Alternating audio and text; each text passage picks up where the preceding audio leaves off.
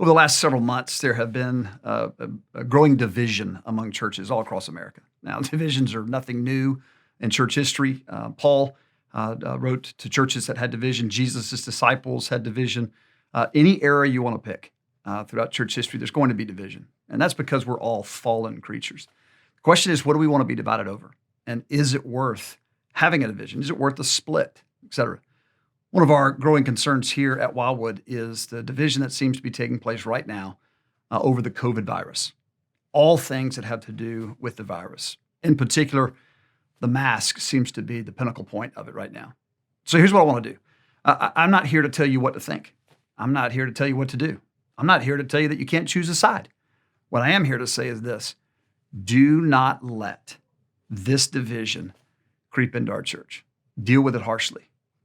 The way that we're going to deal with it harshly is by thinking biblically about the issue. Again, I'm not going to tell you what to think. What I am going to show you is how the Bible tells us to approach certain things. The Corinthian church, very divided. Paul writes to them, and he spends the first 6 chapters even writing about various ways that they're divided before he even addresses what they wrote him about. By the time we get down into chapter 8, he's writing specifically about the freedoms that were given. Now, the freedoms that they had, they were using in a variety of different ways. They were using it, some for their own pleasure, some were using it for their own devious purposes, probably not even believers.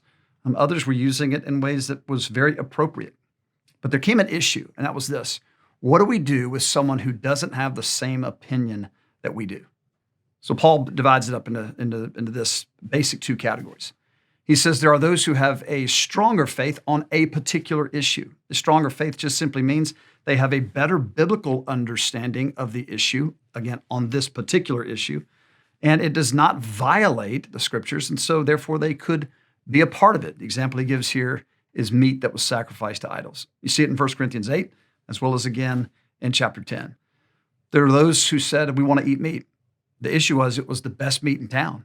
It was meat that was offered to idols, but those idols are dead gods. They hold no power. And so Paul said, eat the good meat if you want to eat the meat. There were some who it violated their conscience to know that something was consecrated. It was given over to a foreign god, a false god. And they said, I just can't eat it. It would just be wrong for me to do that. And so Paul looks at those and says, you have a stronger faith in this particular issue, meaning it's not a big deal for you. You can eat whatever you want. Think about the brother with the younger faith, with the weaker faith. And think, do I want to eat in front of him and do something in such a manner that is going to cause him to violate his conscience? Meaning, if he looks at all these leaders and says, boy, they seem to be doing it, so I'll do it, but it was still wrong for him to do it, Paul says that's not worth it.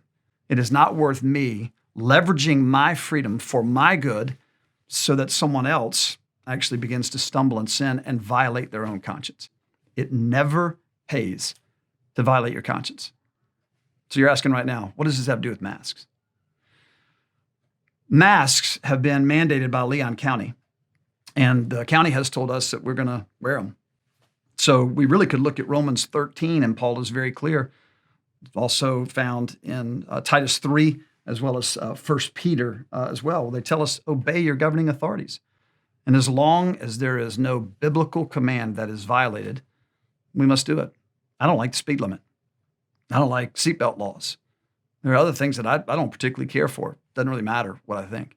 If the government has asked us to do it, and it doesn't violate a biblical command, then it's pretty clear. But rather than harping in on that, I want to sit here and just ask a couple of questions. What is most important to us? Let's say that you're of the mindset that says, hey, I'm not sure that it's really worth it to wear a mask. I'm not sure how good it really does. And in fact, it's really irritating. It's inconvenient, et cetera. I don't like that. I don't think the science proves that masks are going to make that big of a difference. I would simply ask you, what is your goal in not wearing a mask in a worship service?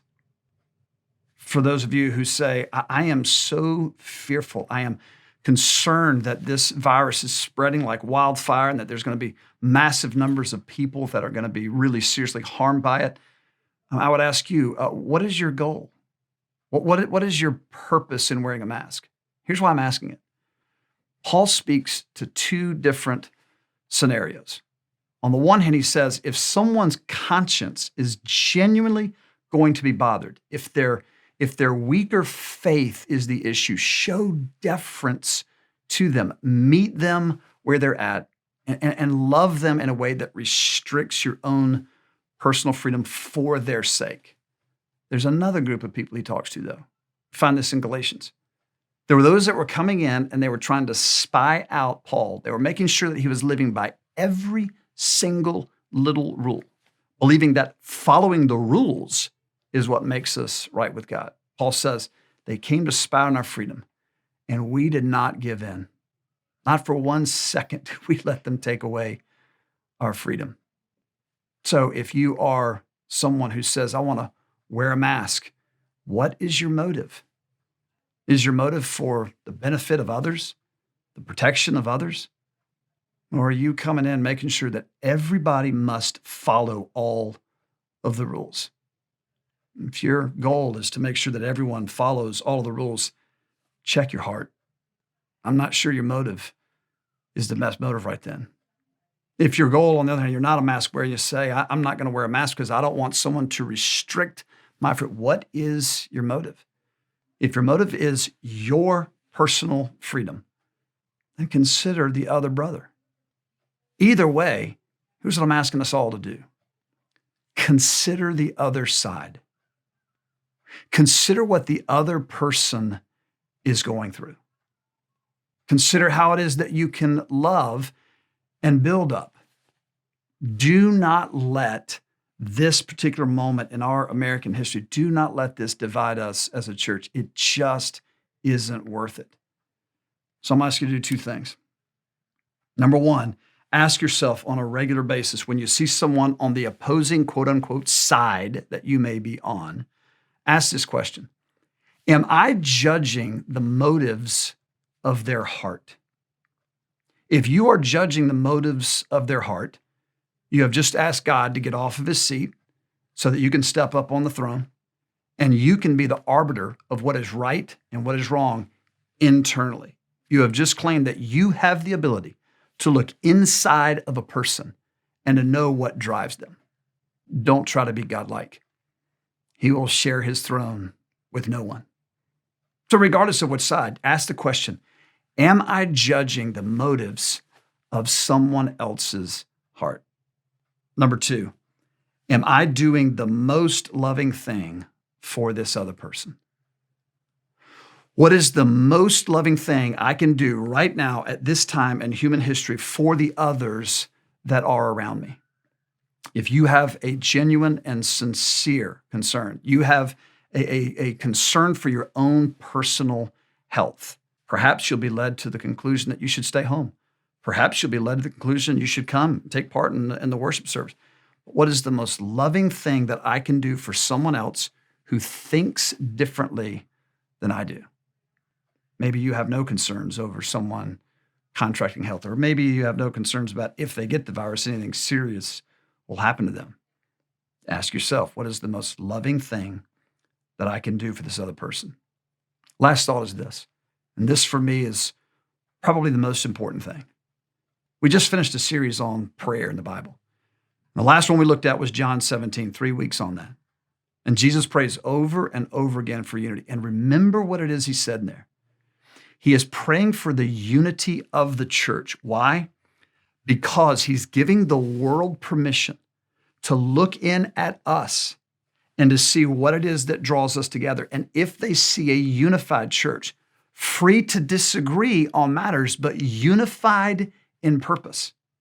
If you see a church that is for one another, if you see a church that assumes the best in one another, if they see a church that bears one another's burdens, if they see a church that helps others to carry all things, if they see a church that is for one another, even while disagreeing on important issues, it's a pretty good indication that they're followers of Jesus.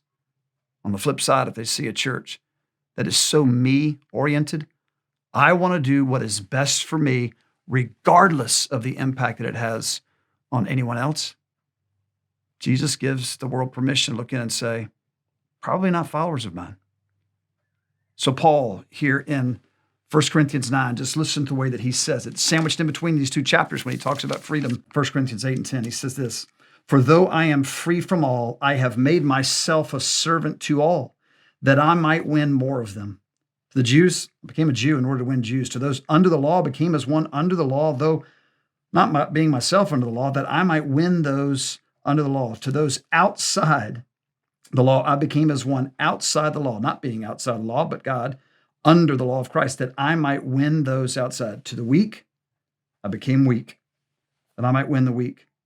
I have become all things to all people, that by all means I might save some, and I do it for the sake of the gospel, that I may share with them in its blessings." Can I charge us and challenge us? And I recognize that there's a danger even in putting this video out. There's a danger in some hearing it and saying, you're just weak. You're just trying to offer something for both sides. You're not really willing to take a stand. I have a personal opinion. I have